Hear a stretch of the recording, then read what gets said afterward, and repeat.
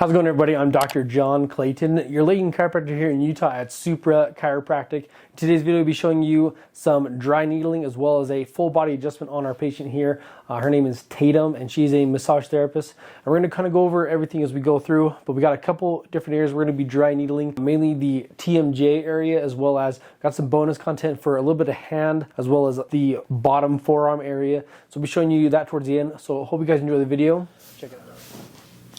Deep breath in here for me. Let it all the way out. Deep breath in here.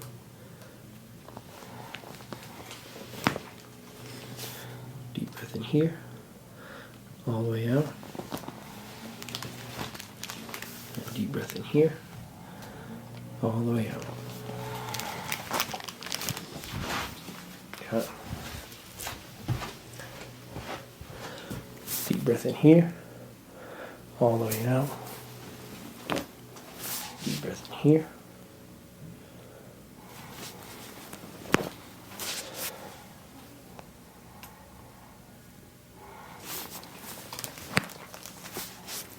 And one more right here. Awesome. All right. Then deep breath in here for me. All the way out. Deep breath in here. Another deep breath in. All the way out. Deep breath in here. All the way out.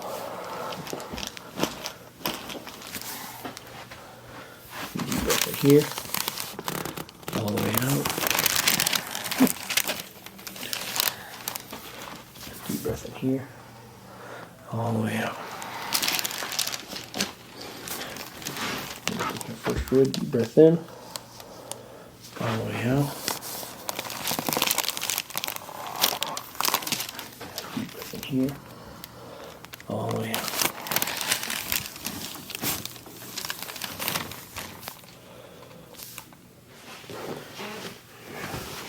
There. Deep breath in, all the way out. Pop before I did anything there. Yeah. Okay. Deep breath in here. All the way out. Okay. Lean your back over now. Let that relax there. And then with shoes, when I work on patients, if their shoes are like a fabric material, I can do the metatarsal head right here, like that. So just can't do toes. So I always tell people if they don't want their toes adjusted, leave the shoes on, but I can pretty much do the ankle and the middle foot with the shoes on. See if this one works good. Perfect. Probably made it louder having shoes on, right? Some elbow going here. Relax there. Deep breath in here. All the way out. Perfect. Deep breath in here. All the way out. And let that relax there.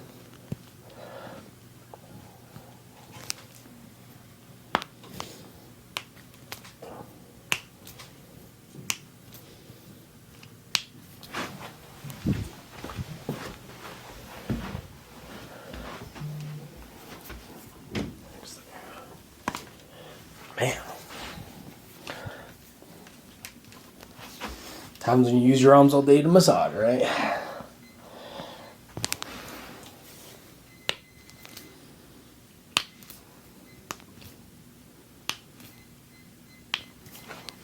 Alright, so we're going to check the neck, and then usually if I'm going to be doing a TMJ adjustment or a jaw adjustment, I will usually do that after I've done all the neck stuff, because the last thing I want to do is like do a Y strap or do a pull move, and then do this, and have it pull the jaw back into its misalignment, and have the patient worse off than when they came in. So we'll check neck first.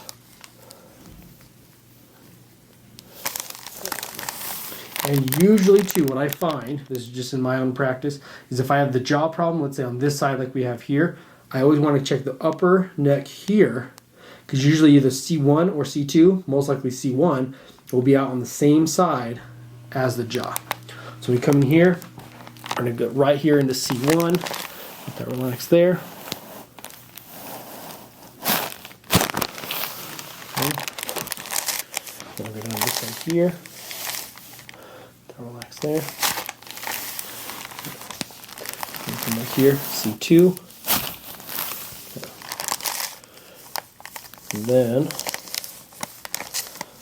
we're going to set here, deep breath in, all the way out, and right up here in the back of the skull, just like that.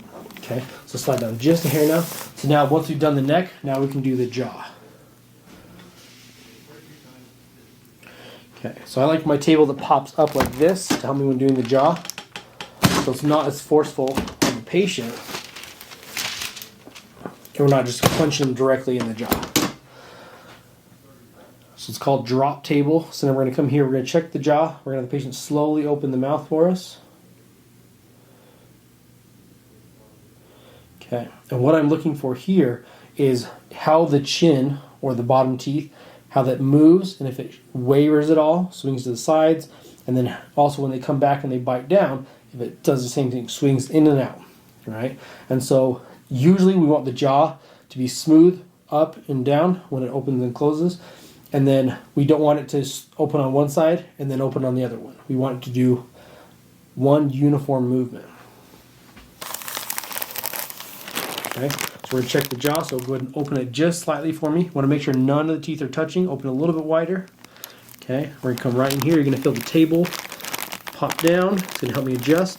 Just like that for the jaw. Okay, open again. Okay, close. So we're still going open and we're swinging a little bit out to the left. So now we want to do the left side jaw. Use our table here. Okay, open again for me. And because it swings back on the way back in, open the mouth all the way for me. I want to do it with the mouth all the way open. And then open again. And close. Okay. A little bit smoother there. So then what we're going to be doing also through here is going and doing some dry needling through the right side, because that's where we're having most of our pain and issues. We're going to do this on the right side. We'll show you all the dry needling for the TMJ now. Alright, so we'll be doing some dry needling through the jaw area. So we're going to be going through, the jaw is a very complex type of joint. It's unlike any other joint that we have in our body. It's not like your synovial joints in your fingers or anything like that. It's a disc joint. And so as your jaw, it's kind of a U shape, as it moves, there's this disc that sits between the two condyles of the jaw. And so as the jaw moves around the disc protects kind of the skull area from the condyles of the TMJ or the mandible itself from hitting it. And so when we work on this area here, what I want to do is go basically right where the condyles are that forms the TMJ or the temporal mandibular joint. And so we're just using a 30 millimeter needle here. So we're just going to go right in here, a little bit of a poke. Okay, and go right in. Yep, it's a very intense sensation. Okay, and you know you're in the joint if the needle can slide in. So we are in the joint of the TMJ now. And that's one of our areas that we'll do, so we'll kind of run through all these in just a sec for you. All right, so we're going to do one more close-up. We want to surround that TMJ area. So we've got the one right through the TMJ right there. And then I'm just going to work one kind of right from this angle here down towards it as well. And this one shouldn't go as deep. Okay, right there. So now we've surrounded the TMJ joint there. With two needles, and we're going to run through a couple more. We're going to go kind of into the, I used to say usually your muscles of mastication are going to be what you use or work on when it comes to TMJ dry needling. And so now we've got the temporalis muscle. So this right here, if you want to feel it, what you can do is have the patient clench their jaw. We already did this previously. And then what you want to do is angle your needle. So we're not going perpendicular to the skin, we're going in line with the skull. All right, so last muscle, usually if you're feeling for any kind of acupuncture or acupressure points through the jaw, you can kind of swipe your finger along the bottom of the mandible or the jaw right here. And if you feel, you'll usually feel like a ball of muscle through here. And so we got one right there. Yep, and it's a little bit, yeah, perfect. I'm gonna go right into that one right there. Right through there. And these ones, you just want to go right in. So there's that going in there. And that's against the mandible right there. So that one's touching the jawbone right there. So when we hit it, it'll actually relieve with electricity all of the bone, muscle, all the way through the skin as well. All right, so you can see here we've got our needles hooked up to electricity. You can actually see the needle pulsating. So no one's moving it. It's moving through electrical current as it hooks into the TMJ there. Like that. You can see that one right there in the bottom of the jaw. Also pulsating. And so that's kind of your basic protocol, at least for this patient, on doing the TMJ and dry needling this area. So we're going to show you guys taking the needles out now. And so you'll see how long they are. Not super, super long. Like I said, only 30 millimeters. So we get this one out here. Just like that. And then this one here in the temporalis muscle. Right there. And then these two in the actual TMJ joint.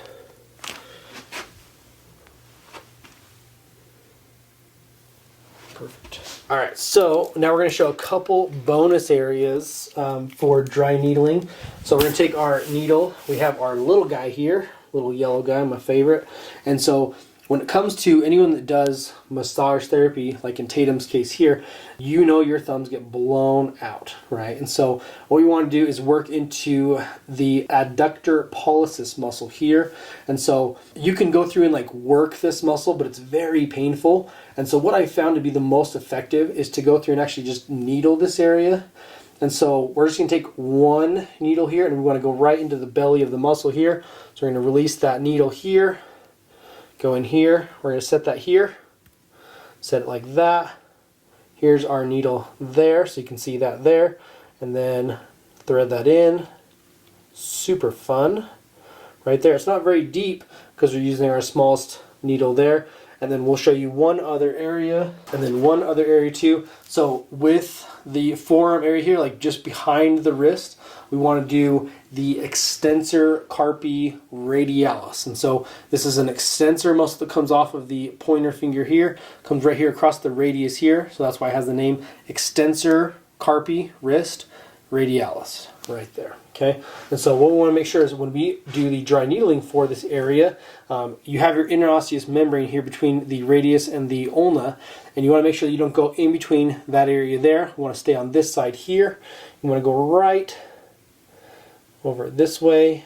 Make sure we're not hitting the radial artery. And we're going to angle it. You can see there, in like that.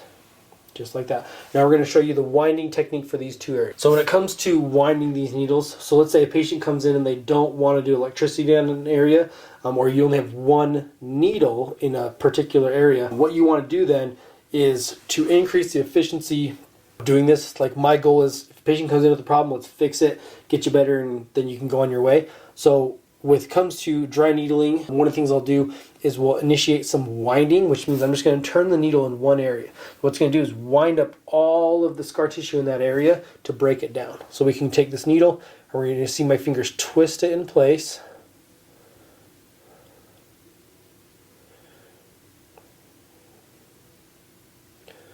Just like that. Okay, so you can go until it gets too tight. So you can feel the needle getting tighter as it wraps around all the stuff in there. Patient can feel it as well.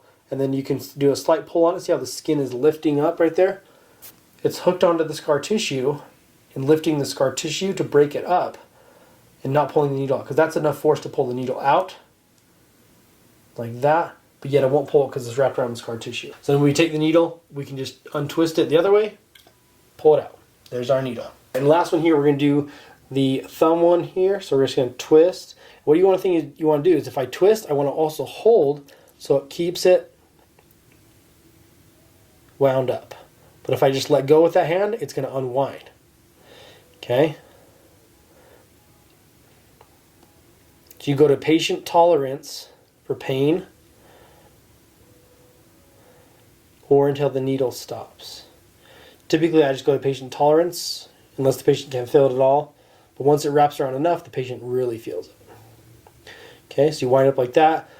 If you want an average of how many times you usually wind it, I'd say between 5 and 10 for an average patient. But to me, I just like to go as many times as I can until it either winds up all the way or the patient just says stop. And once the needle's been in there, we've gone through that. We're going to go here, twist, unwind, pull it out. All right, I hope you guys enjoyed the video. Again, I love making these videos for you guys and showing you exactly what I do as a chiropractor here and what I specialize in especially. And I think that's what really sets chiropractors apart nowadays is what do you do different from other chiropractors? And I hope that there's more chiropractors out there showing this, whether it's any platform like YouTube, TikTok, Instagram, any of the social medias out there. I hope that more of them are doing so that people can really see how you help people get better. And I think that's one of the coolest things is the success stories within chiropractic. And that's really what kind of brought this video on, is that with the needling, when we did it in the hand of Tatum, we had done it in her other hand previously, and we had so much success from doing so. And that's why she wanted to do this one today, is that she had so much relief. The pain that she came in with, and we put 2 needles real quick in her thumb, that got rid of all of her pain in her hand and allowed her to continue to massage people. And I want to give a quick plug to Tatum. She works at Willow Bow Massage Therapy in Clearfield, Utah. And so if you are anywhere in the northern Utah area and you need a massage therapist to work on you and to help you, go see Tatum, who's in this video here. She'll take care of you. So going back to why we did this and how we go about analyzing the jaw and places like that, it's not a typical area that most chiropractors will look at, adjust, or do anything with. And that's one of the things that I like to do that makes me different from other chiropractors, is we take other issues outside of the neck and the back, I guess, that cause people pain. And TMJ is a huge one. And I think that's one thing that we need to do better at as chiropractors, is learn other areas rather than just the neck and the back. I know it's not the, I guess, best model out there to treat everything out there, because you're not able to adjust as fast, which to me, I don't care, because I own my own practice and I can adjust and do what I need to do to help people get better faster. And one of the ways I found by doing that is by adjusting everything and figuring out how to adjust the entire body, not just the spine and the neck. And so again, if you're looking for a chiropractor to look at everything, to try to fix everything as quick as possible, that's the guy I want to be. And so again, when it comes to chiropractors and finding a chiropractor for you, if you're in the Utah area, I invite you to come and see me and get adjusted, see what it feels like. I mean, I've had people from 2 or 3 hours away drive up to see me, and it's so cool to meet you guys and to see my audience come in from YouTube. Even if you're out of state and you can't find a chiropractor, let me know. I've tried to reach out to a few people that have messaged me and say, hey, let's try to find you a chiropractor or give you some way to help find a chiropractor. But honestly, I just need to make a video that kind of screens some of the bad ones out, as far as, if you're, hey, I don't want to go under a care plan. I want to just go in, see what the issue is, and fix it. I want to be that guy that helps you find that in case you can't come to Utah or if you don't live in Utah. And so feel free. I mean, I'm just like any other guy. If you want to message me on Instagram, just make sure you might have to do it through my personal one potentially, or message me on Facebook. There's a lot of different ways to message me. But as far as needing help, I want to be the guy that helps you. And so even if it's a comment in the video here that I can look at and see if you need help finding a chiropractor where you live that can help you, similar to how I did today, I'll do my best to help you find that if I can't be the guy that helps you or the chiropractor that helps you. So again, I'm Dr. John Clayton, your Layton chiropractor here in Utah at Supra Chiropractic, where I'll leave you like how I always leave you. At Supra Chiropractic, we've got your back and everything else. Thank you for watching the video, and we'll see you in the next one.